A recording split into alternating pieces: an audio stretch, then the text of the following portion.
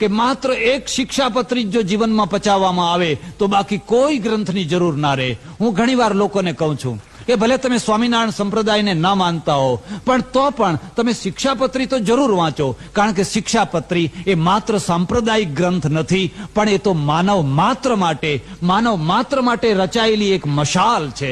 જો એને વાંચી શકો તો.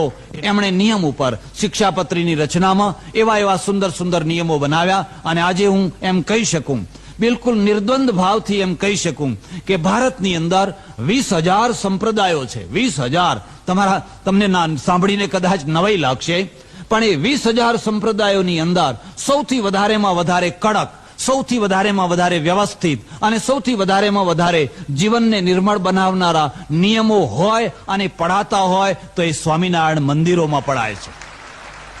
હું એમ માનું છું કે સ્વામિનારાયણ સંપ્રદાય એક એવો સંપ્રદાય છે જેણે વ્યવહારની ઉપેક્ષા નથી કરી, જેણે વ્યવહારને સુધારવા માટે સૌથી પહેલા ભાર મૂક્યો છે. શિક્ષાપત્રી એટલે એક નીતિનો ગ્રંથ છે, એક ધર્મનો ગ્રંથ છે, એક વ્યવહારનો ગ્રંથ છે. તમારે તમારું જીવન કેવી રીતે ચલાવવું એનો એક ગ્રંથ છે. એ માત્ર કોણીએ ગોળ ચોંટાડી અને પરલોકમાં હું તમારું કલ્યાણ કરી દઈશ એટલું જ માત્ર એ નથી ઈચ્છતા, પણ આજ તમે અહીં આવ્યા અને આજથી જ તમારું ભલું થવું જોઈએ. અને ભલું કરવા માટે મારો જે અનુભવ છે એ હું તમને કહું. હું ઘણું રખડ્યો છું, ઘણું ભટક્યો છું. અમે સંન્યાસીઓ એટલે હું મારી જાત માટે એમ કહી શકું કે દુનિયાના સૌથી વધારેમાં વધારે અકર્મણ્ય અમે જમવા બેસીએ તો અમારી થાળીએ કોઈ બીજો ઘસે એવી અપેક્ષા રાખીએ, અમારો પાટલોય કોઈ પાથરી આપે, અમારું આસને કોઈ બિછાવી આપે.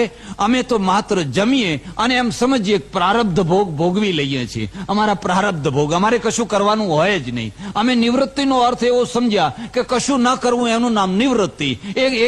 એનું પરિણામ એ આવ્યું કે અકર્મણ્યતા આવી ગઈ.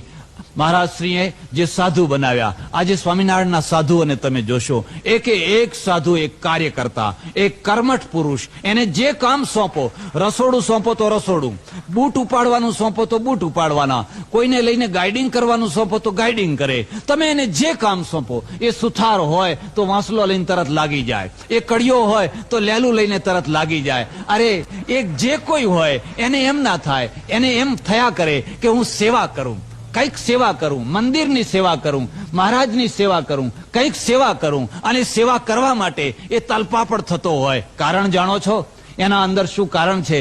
એના અંદર એક જ કારણ છે. જ્યારે મંદિરો બંધાતા હતા ત્યારે મહારાજ પોતે પાણા ઉચકતા હતા. શ્રીજી મહારાજ પોતે માથા ઉપર પથ્થર ઊંચકીને આવતા હતા, અને એમને કોઈને કહેવું નતું પડતું કે તમે ઊંચકજો એમ, પણ લોકો આપોઆપ ઊંચકવા લાગતા હતા. એ મંદિરના અંદર જઈને જોજો, ખબર નથી.